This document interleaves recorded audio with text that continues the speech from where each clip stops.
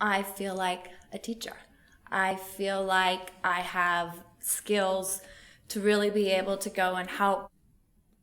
We had astronomical success, pretty much unheard of.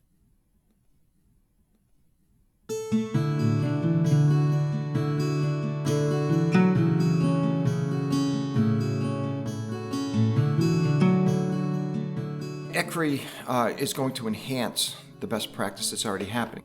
So everything is based on not something's broken, we gotta fix it. It's what's going on that works and how do we make that better. When you bake a cake, you've heard somebody adds a little bit different ingredient. Boy, this tastes great. What did you add? What do we need to add to spice it up a little bit, to mix it up and make it even better?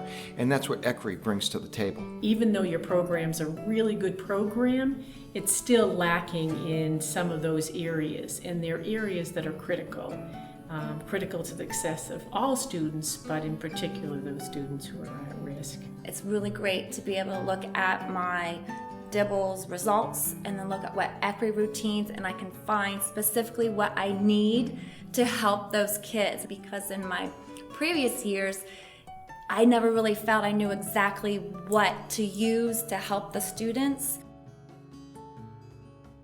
In order to implement a fully developed tiered instructional model, you need for the instruction to be aligned. The most at-risk child needs to have instruction that they receive in their classroom in Tier 1, and then in the intervention instruction in Tier 2. When the instruction's not aligned, it can sometimes be more confusing and actually have the counter effect. So if the teachers follow them, then their instruction is in fact based on what's the most effective instruction for all students, but in particular for at-risk students.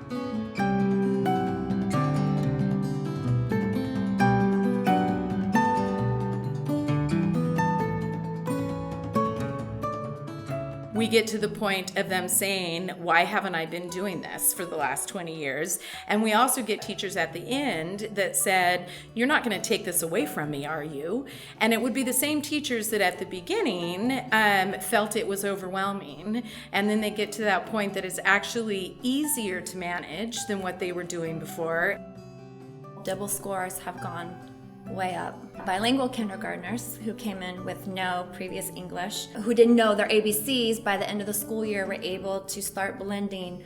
It was amazing to watch them start to understand the language and how to put things together. It wasn't until they did their mid-year data collection that they realized, wait a minute, my children are far, far ahead of where they've ever been.